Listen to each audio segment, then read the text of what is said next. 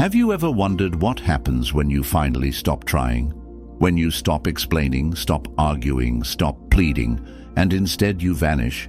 No message, no warning, no goodbye, just silence. Ghosting isn't cowardice, it isn't immaturity. Nope. It's power. Because when you step back completely, you create a void, and human beings fear the void more than rejection. Rejection gives closure, but silence leaves questions, and those questions are where karma begins its slow and steady work. This is the story of a man who gave his best to a woman who gave him nothing but excuses. He thought his patience, his effort, his persistence would eventually open her eyes. But instead, the more he gave, the less she respected him. She grew comfortable, careless, certain that no matter how she treated him, he would always be there. Until one day he chose differently. He chose silence. He chose to ghost her, not from hate, not from weakness, but from strength.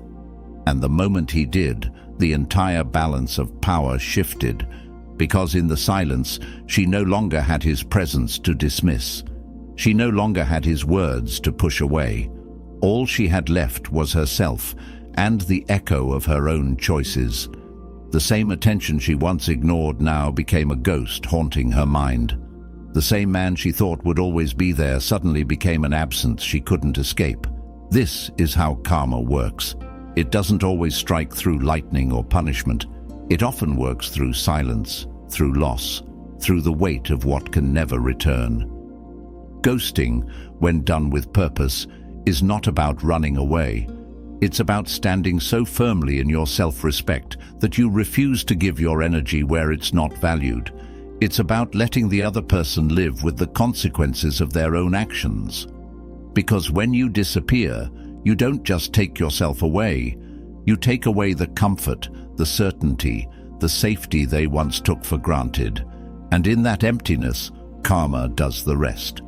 If you're ready to let silence speak louder than words, if you're ready to ghost and watch karma work, hit that like button. Subscribe, turn on notifications, and comment below.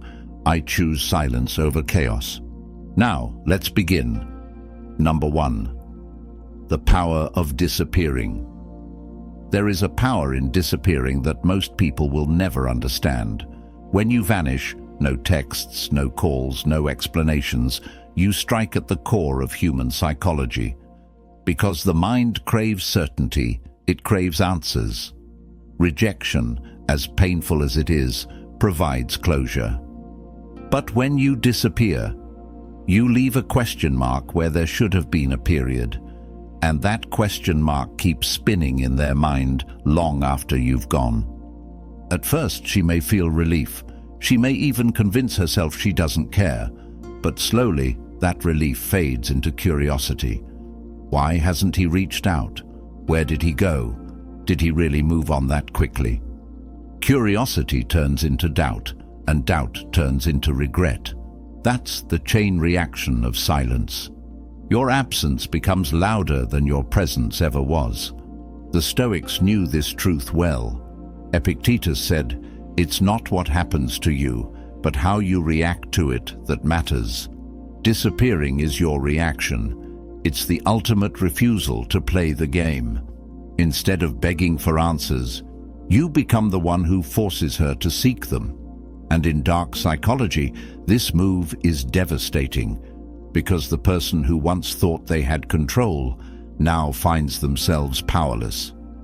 Their mind becomes their own worst enemy, replaying the past, searching for meaning in the silence you left behind. But disappearing isn't just about her, it's about you. It's about reclaiming your energy, your dignity, your time.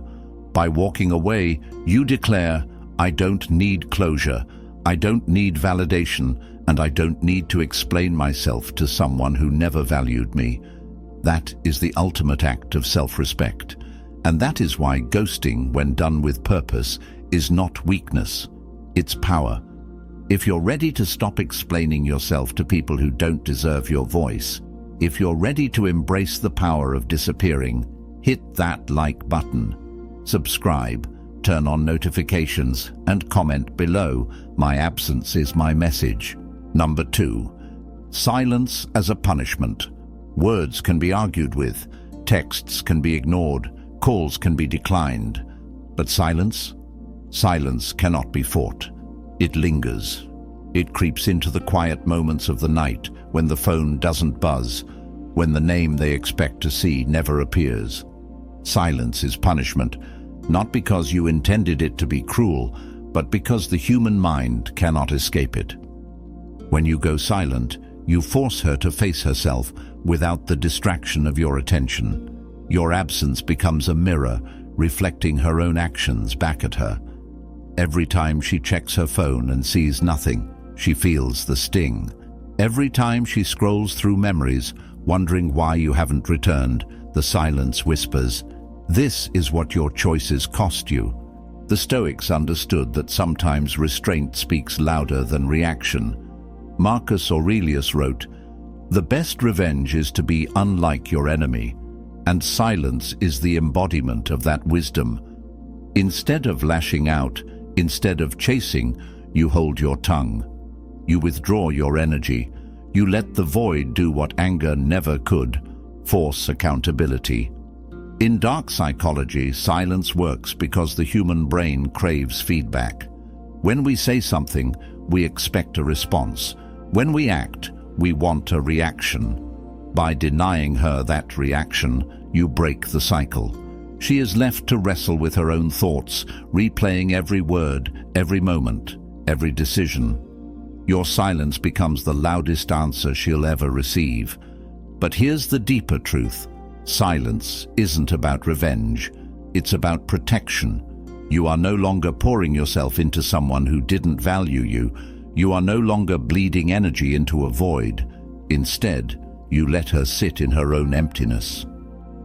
That is the power of silence. It's not what you say, it's what you refuse to say that cuts the deepest. If you're ready to stop wasting words on people who don't listen, if you're ready to let silence speak for you, hit that like button, subscribe, turn on notifications, and comment below. Silence is my revenge. Number 3, shifting the control. Control is rarely taken. It's usually surrendered. When you were chasing, explaining, begging, you were handing her all the control. She decided when to respond, when to give attention, when to acknowledge you. But the moment you ghost, the entire game flips. No longer is she in charge of your emotions. No longer does she hold the power of when and how you'll reach out. You've taken control back in the simplest way possible, by doing nothing. Ghosting is disruptive because it interrupts the script she expected you to follow. She thought you'd argue. She thought you'd fight for her. She thought you'd be predictable. But instead, you went silent. And now she's left scrambling to figure out what happened. That uncertainty is where the power lies, because the person who has to wonder is always the one who feels less secure. The Stoics would call this self-mastery. Seneca once said, "He who is brave is free." And nothing is braver than refusing to be controlled by someone else's approval. By ghosting, you prove that her actions no longer dictate your responses. You've broken the chain. That freedom is control, not over her, but over yourself. And ironically, it is that very freedom that unsettles her most. From the perspective of dark psychology, this is devastating. Because when the person who once chased suddenly stops, the brain interprets it as rejection, and rejection is one of the most powerful triggers of obsession. She may not admit it, she may not show it, but she will feel it. Because she's no longer the one pulling the strings, you are. But remember, this isn't about playing games. It's not about manipulation. It's about choosing yourself. You're not shifting control just to get her back. You're shifting control so you never lose yourself again. If you're done letting others dictate your worth, if you're ready to reclaim control through silence, hit that like button. Subscribe, turn on notifications, and comment below. I am in control of myself. Number 4, the karma of loss. Karma doesn't always strike with thunder. It doesn't always come as instant punishment. Sometimes karma is quiet. Sometimes karma is slow. And sometimes karma looks like this. You walking away, disappearing into silence, and leaving her to wrestle with the very choices that pushed you there. That is the karma of loss. At first, she may laugh. She may tell herself she's fine without you. She may even post online, trying to show the world how unbothered she is. But behind closed doors, reality sets in, because human nature is wired to value what is no longer within reach. The things she once overlooked, your presence, your loyalty, your consistency, now become memories she replays with a different lens. She realizes too late that those things weren't ordinary. They were rare. That realization is karma unfolding. The Stoics would say this is simply cause and effect. Epictetus taught that every action has its consequence, whether we see it immediately or not. She may have treated you like an option, but your silence reminds her of the cost of her decisions. This is not revenge. It's justice. Not because you sought to hurt her, but because you chose to stop hurting yourself. And when you stepped back, life gave her the lesson she created for herself. Dark psychology explains this even further. People experience loss aversion.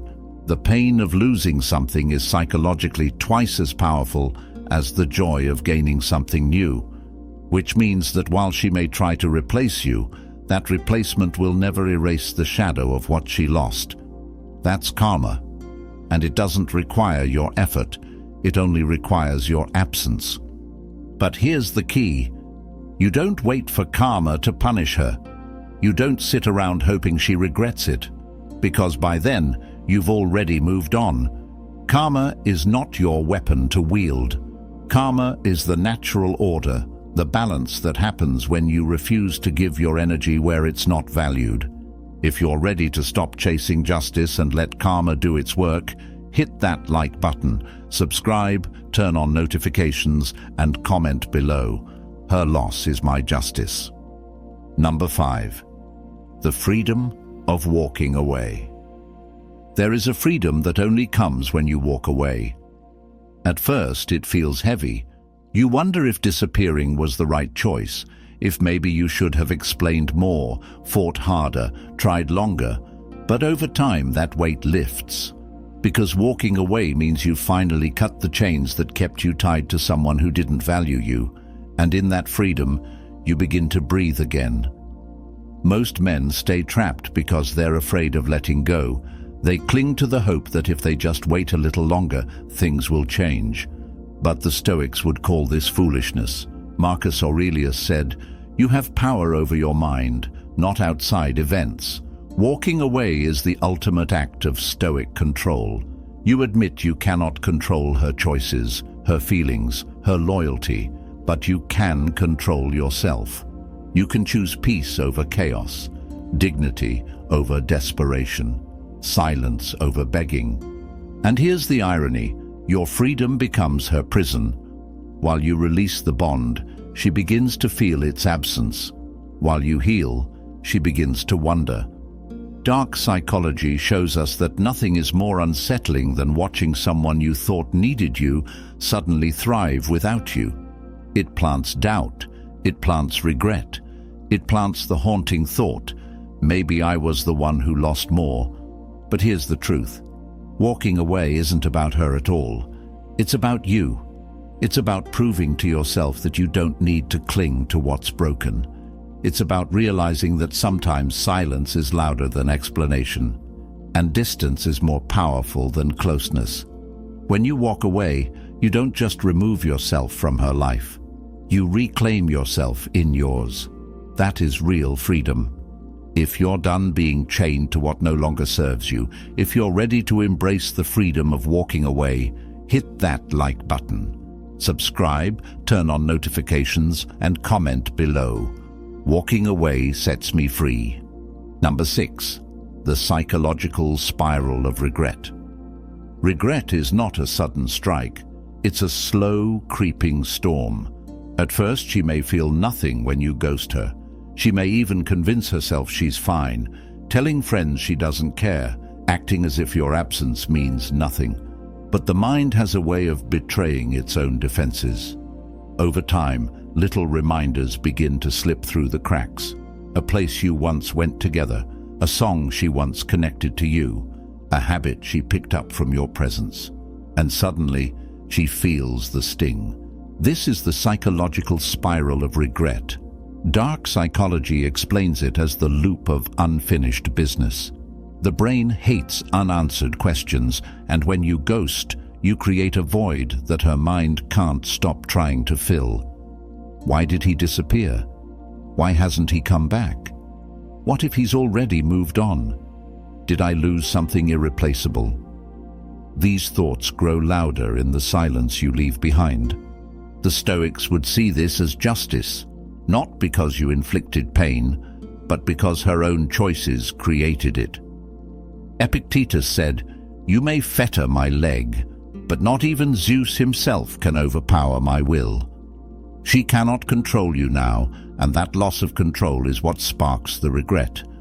Because people crave what they can no longer command. Regret spirals because it grows in darkness. With no closure, her imagination runs wild. And the irony is this: you don't have to say a single word to make it happen. You don't chase, you don't argue, you don't explain. Your silence fuels the spiral. And with every passing day, she begins to see what she took for granted, what she dismissed, what she can never reclaim. But the spiral isn't your concern. You don't ghost her so she regrets you. You ghost her so you can move on. The regret is simply the echo of karma at work.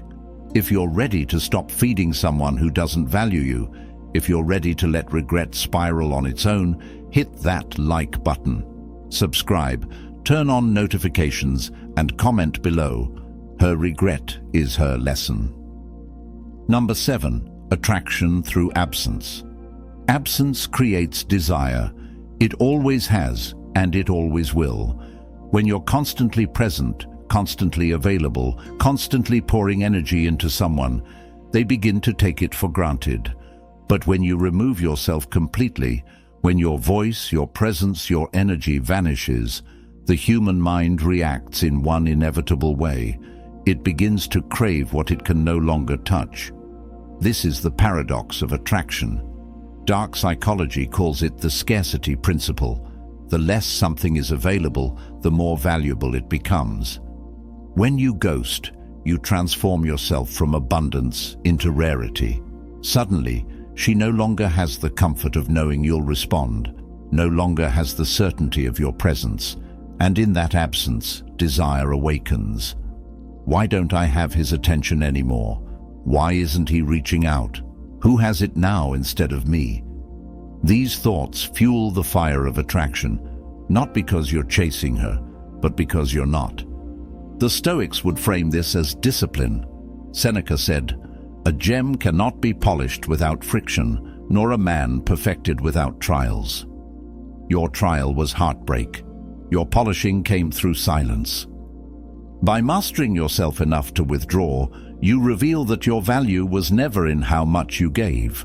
It was in how much you withheld until it was truly earned. Absence is not a weakness. It's not running away. It's strategy. Because absence doesn't just starve her of attention, it forces her to feed on memories, and memories always look sweeter when they can't be repeated. That is why attraction through absence is so powerful. She may not admit it, she may try to suppress it, but deep down she will feel it. Because the one thing she thought was guaranteed is now gone, and nothing creates attraction like the fear of loss. If you're done chasing and ready to let your absence create desire, hit that like button. Subscribe, turn on notifications, and comment below. My absence fuels attraction. Number 8. Karma in her reflection.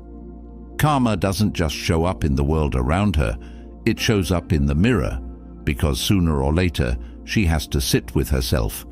No texts from you, no comfort from you, No reassurance that you're still there waiting, just her and her reflection. And in that silence, she begins to replay everything she said, everything she did, every moment she dismissed you. That's when the weight of karma hits hardest, when she realizes she is staring at the person who created her own loss. This is the cruel but fair truth of life. People often blame others for their pain, but when you ghost, there's no one else to point to. She can't say you argued. She can't say you begged. She can't say you tried to win her back. Nope. All she has is your absence and the choices that drove you to it.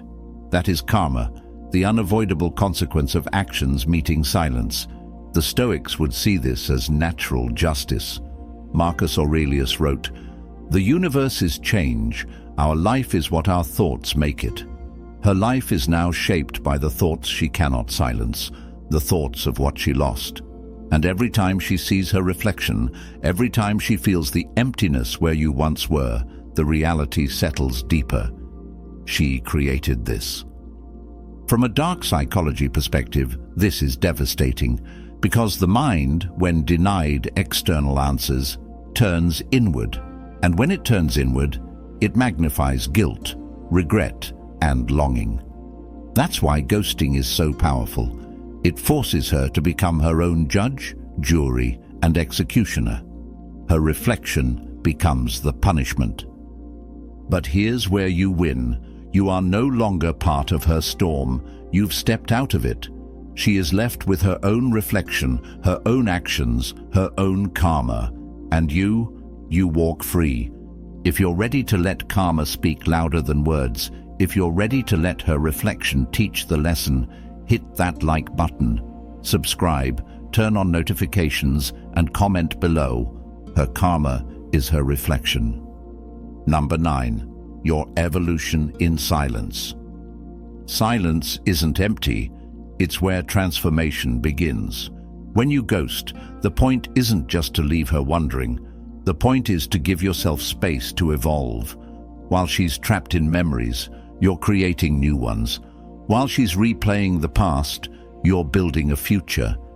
This is where the real power of ghosting lies, not in what it does to her, but in what it allows you to do for yourself. The Stoics believed adversity was the greatest teacher. Epictetus said, "Difficulties show a man to himself." Ghosting is not just about her. It's about you confronting your own difficulty, your own emptiness, and choosing to fill it with growth instead of weakness. This silence is your training ground. Every day you invest in your mind, your body, your purpose, you rise higher above the man who once clung to someone who didn't value him. From a dark psychology perspective, this evolution is devastating for her, because while she expects you to crumble, you're actually thriving. While she thinks you'll wait, you're already moving on. And when she finally looks back, she doesn't just see silence. She sees a new man standing where the old one used to be, stronger, sharper, unreachable. That is the kind of transformation that haunts someone far longer than words ever could. But here's the truth. You don't evolve to spite her. You evolve to free yourself. Ghosting gives you the gift of time and energy, and what you do with it defines the man you become. Use it wisely, and you'll discover that her absence wasn't a loss. It was the space you needed to grow into your highest self. If you're ready to stop shrinking for someone else, if you're ready to evolve in the silence, hit that like button. Subscribe, turn on notifications, and comment below. My silence builds my evolution. Number 10. The final balance of karma. In the end, karma always finds balance. You don't have to chase it. You don't have to force it. You don't even have to think about it. The act of walking away, of ghosting with dignity, sets the scale in motion. Because while you move forward, she remains stuck in the echoes of her choices. That is the final balance, your peace against her regret. At first, it might not look like justice. You may not see her hurting. You may not hear her admit she misses you. But karma isn't about what you see, it's about what is. Behind closed doors, in the quiet of her thoughts, she feels it. And the more you thrive without her, the heavier that weight becomes. That's how the universe balances the equation. The Stoics would tell you not to wait for it. Marcus Aurelius reminded himself, the best revenge is not to be like your enemy. And that's what ghosting ultimately is. Not revenge, but release. You didn't scream, you didn't beg, you didn't try to wound her. You simply walked away, and by doing so, you let life teach her what words never could. Dark psychology explains this as the collapse of expectation. She expected you to always be there. She expected you to need her. She expected you to crumble without her. But when the opposite happened, when you disappeared, when you grew, when you reclaimed your power, her expectations shattered. And nothing cuts deeper than realizing the person you once underestimated no longer needs you at all. That's the final balance of karma. Her regret, your freedom. Her questions, your answers. Her emptiness, your evolution. And once you reach this point, you realize the truth. It was never about her missing you. It was about you never needing her again. That is victory. That is balance. That is karma fulfilled. If you're ready to stop waiting for justice and start living in freedom, hit that like button, subscribe, turn on notifications, and comment below. My freedom is the final karma.